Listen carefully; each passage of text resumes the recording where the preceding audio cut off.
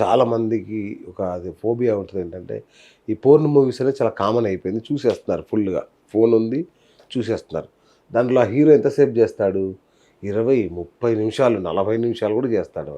రకరకాల భంగిమలో, రకరకాల యాంగిల్స్‌లో. నేను కూడా ఇలాగే చేయాలి. నేను చేయలేకపోతున్నానే. నేను 2, 3 నిమిషాల కంటే ఎక్కువ చేయలేకపోతున్నాను. వాడు 30 నిమిషాలు చేశాడు. సో, వాడు హీరో, నేను ఇప్పుడు ఇట్లా నా పరిస్థితి ఇట్లా అయిపోయింది అని చాలామంది ఒక టెన్షన్ పడుతుంటారు. ఈ టెన్షన్‌కి అర్థం ఉందా అసలు? అర్థం ఏం లేదు. అదేంటంటే రియల్ కాదు. అది రియల్ లైఫ్. దాన్ని ఏంటంటే మొత్తం వాళ్ళు ఎడిట్ కాపీగా చేస్తారు. ఈ ఏజ్ యూజువల్లీ టైమింగ్ నేను చెప్పిస్తాను 5 to 7 minutes ఏషియన్లో యావరేజ్ టైం. ఓకే. మా అంటే మీరు ఒక 10 నిమిషాలు అంటే చేయొచ్చు. అది చలో తోపైతే ఇక. అది తోపైతే ఇంకా కొంచెం 13 minutes ఓకే. ఏది లాంగ్ అంటే అవుతుంది. ఫోర్ ప్లేతో కలిపి చెప్తున్నారా? జస్ట్ ఓన్లీ పెనిట్రేట్ చెప్తున్నాను. Okay, right. Penetrate penetrative. Okay. ఇప్పుడు 13 minutes టూ లాంగ్ అయిపోతుంది. ఓకే. దాని తర్వాత అంటే ఇక వాళ్ళకు నచ్చదు. ఓకే. అట్లా అయిపోతుంది. ఇప్పుడు అంటే దీనిలో ఇంకొక అందులో స్పెసిఫికేషన్ చూపించేది అడుగుతా. ఇంకొకటి, అంగం లోపల పెట్టిన తర్వాత స్ట్రోక్స్ అది చెప్తున్నారా మీరు, లేదంటే టోటల్ గేమ్ చెప్తున్నారా? అయితే ఇది నేను చెప్పేది ఏంటంటే అంగాన్ని యోనిలో ప్రవేశించిన తర్వాత. Okay, right. ఎందుకంటే అంగాన్ని యోనిలో ప్రవేశించిన తర్వాత మీ టైం స్టార్ట్ అవుతుంది. అయితే ఇప్పుడు టైమింగ్ అమ్మాయిలకి ఎంత ఇష్టం, ఇట్ డిపెండ్స్. బికాస్ అబ్బాయి ఎప్పుడైనా సరే వేడి ఉంటాడు. ఈజ్ వేడి అంటే హాట్ మిల్క్ లాగా ఉంటాడు, పొంగిపోతాడు. జస్ట్ అలాగనే పొంగిపోతాడు, వీరే వెళ్ళిపోతాడు. అమ్మాయి అలా ఉండదు. అయితే అబ్బాయి ఇలా ఉంటాడు, అమ్మాయి ఎండే ఉంటుంది ఇంకా కింద. అయితే అమ్మాయిని ఆ లెవెల్కి తీసుకురావాలంటే ఫోర్ ప్లే చేయాలి. ఆ ఫోర్ ప్లే ఏదైతే ముద్దు ముచ్చట్లు మాట్లాడడం అది ఇది చేయాలి. ఇంకోటి విషయం, ఇప్పుడు చూడండి అమ్మాయిలు ఎవరైతే చిన్నగా ఉంటారో వయసులో వీళ్ళిద్దరు, వాళ్ళకు ఫోర్ ప్లే గిరిఫ్లో ఏం అవసరం లేదు. వాళ్ళకు దన్మని వచ్చేస్తుంది, హార్మోన్స్ రష్ వచ్చేస్తుంది, వెళ్ళిపోతారు, చేస్తారు, అంతా అయిపోతుంది. కానీ ఎవరైతే పెళ్ళవుతుంది ఒక 25, 30 years 35 years వాళ్ళకు ఫోర్ ప్లే చాలా ఇంపార్టెంట్. అందరు చేయాలి కానీ చెప్తున్నాను, పెళ్ళైన జంటలకి అయితే చాలా ఇంపార్టెంట్. ఫోర్ ప్లేతో బాండింగ్ వస్తుంది, ఆక్సిటోసిన్ హార్మోన్ రిలీజ్ అవుతుంది, లవ్ బాండింగ్ హార్మోన్ అంటారు దీంతో. దానివల్ల సీక్రిషన్స్ వస్తాయి బాడీలో. యోని దగ్గర అంటే ఒక రకమైన సీక్రిషన్స్ రిలీజ్ అవుతాయి. అలాగే అబ్బాయిలకు ఏంటంటే అంగం గట్టిగా పడుతుంది, చాలా 8 times రష్ అయ్యి బ్లడ్ అక్కడ వస్తుంది. ఇప్పుడు అమ్మాయిలకు ఏంటంటే ఫోర్ ప్లేలో అక్కడ తీసుకొస్తే అబ్బాయి ఇద్దరు కలిసి అప్పుడు పెనిట్రేట్ చేయాలి. అంటే మీరు ఇలా డివైడ్ చేసుకోమని చెప్తుంటాను నేను. ఒక 15 minutes మీ సెక్స్ లైఫ్ని డివైడ్ చేసుకోండి, మీకు అసలు ఏమి ఇబ్బంది ఉండదు, మంచిగా ఉంటుంది. 45 minutes మీరు మీ సెక్స్ లైఫ్కి ఇవ్వకపోతే వేస్ట్. మీకు రాబోయే రోజుల్లో ప్రాబ్లమ్స్. అయితే 15 minutes మీరు ముద్దు ముచ్చట్లు మాట్లాడడం ఏదో ఒకటి మీరు చేయొచ్చు. దాని తర్వాత మీరు ప్రవేశించండి. మినిమం 20 strokes అయినా మీరు కొట్టగలగాలి, అట్లీస్ట్ 3 minutes అయినా మీరు చేయగలగాలి. అలా అంటారు దాన్ని. అయితే లేకపోతే శీఘ్రస్ఖలనం ప్రీమాచ్యూర్ ఎజాక్యులేషన్ అయిపోతుంది. శీఘ్రస్ఖలనం ప్రీమాచ్యూర్ ఎజాక్యులేషన్ ఎందుకు వస్తుంది అంటే చాలా మందికి హస్తప్రయోగం లాంటి అలవాటు ఉంటుంది, వాళ్ళకు కూడా వస్తుంది. అలాగే ఇన్ఫెక్షన్స్ ఉంటాయి అప్పుడప్పుడు, ఏదైతే ఉంటాయి కదా యురేత్రా, అక్కడ ఎపిడెడమిస్ అని ఉంటుంది, ప్రాస్టేట్ ఉంటుంది, అక్కడ ఇన్ఫెక్షన్ వస్తే కూడా తొందరగా వీర్యం వెళ్ళిపోతుంది. దాన్ని రిపేర్ చేసేస్తే సరిగా అయిపోతుంది. సో ఈ హస్తప్రయోగం చేసి ఇట్లా అయిన వాళ్ళని నార్మల్ చేయొచ్చు, 100% నార్మల్ చేయొచ్చు. హస్తప్రయోగం చేయడం వలన ఏదైనా ఇబ్బందులు వస్తే వాళ్ళకు మనం కరెక్ట్ మెడిసిన్స్ ఇచ్చి సరిగా చేయొచ్చు. రైట్.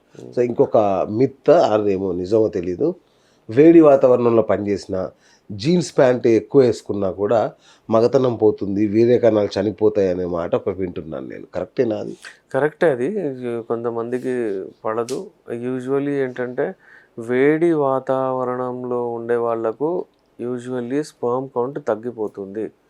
ఆ స్పర్మ్ కౌంట్ ఏదైతే ఉంటుందో, ఎందుకంటే స్పర్మ్స్ ఉత్పత్తి అయ్యేది టెస్టిస్లో. ఓకే. ఆ టెస్టిస్లో స్పర్మ్స్ ఉత్పత్తి అవుతాయి. ఆ టెస్టిస్లో ఎప్పుడైతే స్పర్మ్స్ ఉత్పత్తి అవుతాయో, ఒకవేళ అక్కడ టెంపరేచర్ మనము ఎక్కువ చేసేస్తే ప్రాబ్లం వస్తుంది. ఓకే. సో ఎప్పుడైనా సరే టెంపరేచర్ మంచిగా ఉండాలి. బాల్స్ ఏవైతే ఉంటాయో బాడీ కంటే దూరం ఉంటాయి, దేవుడు అట్లా సెట్ చేసాడు అనమాట.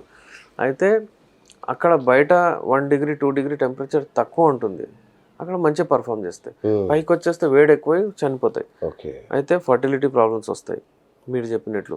అలాగే వేడి ఉంటే ఎక్కువ వేడి అవుతాయి. వేడి వాతావరణంలో పనిచేస్తే కుక్స్ ఉంటారు, వాళ్ళు ఉంటారు. ఆ వేడితో వలన వాళ్ళకి ఏమవుతుందంటే టెస్టోస్టెరాన్ కూడా తగ్గిపోతుంది. ఎందుకంటే టెస్టిసే కదా టెస్టోస్టెరాన్ ఉత్పత్తి చేసేది మ్యాక్సిమం 90%. అంతే కదా. ఒకవేళ అక్కడ అవ్వకపోతే మూడ్ స్వింగ్స్ తగ్గిపోతాయి, ప్రాబ్లమ్స్ వస్తాయి. Okay okay. సో ఎప్పుడైనా సరే వేడి వాతావరణంలో పనిచేసే వాళ్ళకి ఇబ్బంది ఉంటుంది.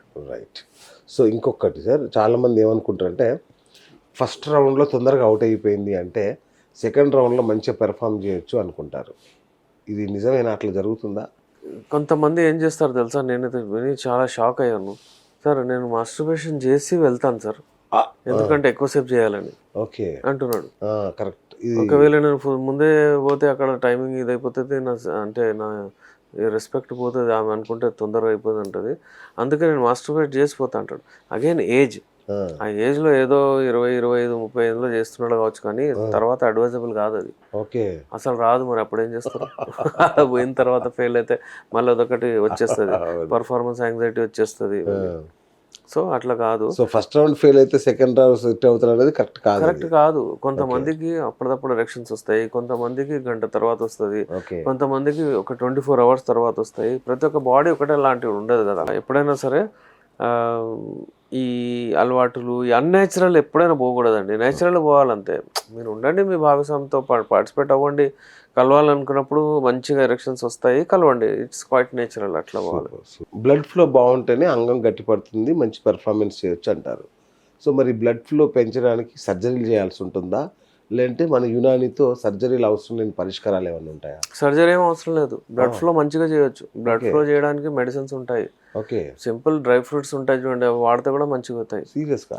నేను ఒక రెమెడీ చెప్పాను, అది ఎంతో వేలాది మంది యూజ్ చేస్తారండి. ఇది ఒక ఖజూరు, అందులో 2 వెల్లుల్లి, ఓకే, అందులో ఒక 2 లవంగాలు, ఓకే, అలాగే అందులో ఒక రకం కొంచెం అల్లం, ఇది వేసేస్తే రాత్రి తేనె వేసి పెట్టాలి, పొద్దున పూట తీసుకొని అది పాన్ లాగా తినేయాలి. ఇది డైలీ వాడండి. 2 months 3 monthsలో మీ బ్లాకేజెస్ కూడా వెళ్ళిపోతాయి, అంగం కూడా గట్టిగా పడుతుంది, బలం కూడా వస్తుంది. ఒక్క లవంగా 1/2 kg మటన్ ఎనర్జీ ఎంత ఉంటుందో అంత ఉంటుంది. ఒక లవంగ. మన అందుకే పెద్దలు అప్పుడు 90sలో ఏం చేస్తుండే, లవంగ అన్నం తిన్న తర్వాత మౌత్ ఫ్రెషనర్ లాగా లవంగ యూజ్ చేస్తారు, ఎనర్జీ అది. అట్లా అయితే ఇవన్నీ ఏంటంటే చిన్న చిన్న విషయాలు. ఈ మీరు చెప్పేది ఏంటంటే బ్లడ్ ఫ్లో మంచిగా ఉండాలి అంటే మన కిచెన్లోనే ఉన్నాయి చాలా ఐటమ్స్. ఓకే. సింపుల్, మనం దానిమ్మ పండు జ్యూస్ తిన్నాం అనుకోండి, ఇప్పుడు ఈ సమ్మర్లో దానిమ్మ పండు, ఇంకా తర్బూజ్ ఏదైతే ఉంటుందో, వాటర్ మిలన్, పుచ్చకాయ, ఒక ఖజూరు, ఇది ఎట్లయినా అలవాట్లో పెట్టుకోండి ఈవినింగ్ టైం. మీ బ్లడ్ సర్క్యులేషన్ మంచిగా ఉంటుంది. బ్లడ్ సర్క్యులేషన్కి సర్జరీ చేయని అవసరం లేదు, బ్లడ్ సర్క్యులేషన్ ఇలా పెరుగుతుంది. మంచి రన్నింగ్ చేయండి, మీ హార్ట్ని మంచిగా పెట్టండి, డెఫినెట్లీ మీ హార్టే పంప్ చేస్తుంది. ఇంకా డౌట్ ఉంటే మన యునాని మెడిసిన్స్ ఏమైనా ఉంటాయా? యునాని మెడిసిన్స్ ఇంకా చాలా అడ్వాన్స్డ్ ఉంటాయి. అందులో సాలమిశ్రీ, సాలపంజానేటివ్, ఇంకా చాలా కాస్ట్లీ మెడిసిన్స్తో తయారు చేస్తారు. లైంగిక సమస్య ఏది ఉన్నా, 0 మూమెంట్ ఉన్నా కానీ మన దగ్గర మెడిసిన్స్ దాంతో రెస్పాన్స్ వస్తుంది, అంగం బట్టి గట్టిగా పడుతుంది.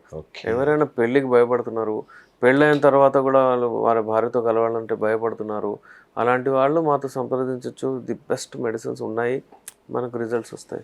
రైట్. సో ఇంకొకటి, చాలామందికి ఒక డౌట్ ఏంటంటే, ఈ ఈడీ కానీ ప్రిమెచ్యూర్ ఎజాక్యులేషన్ ఇట్లాంటి సమస్యలు ఏమైనా ఉంటే సంతానం కలగదు అని ఒక అపోహలో ఉంటారు. నాకు ఇక నేను సరిగ్గా చేయట్లేదు, తొందరగా పడిపోతుంది కాబట్టి పిల్లలు కూడా పుట్టరేమో అని ఒక డౌట్లో ఉంటారు చాలామంది.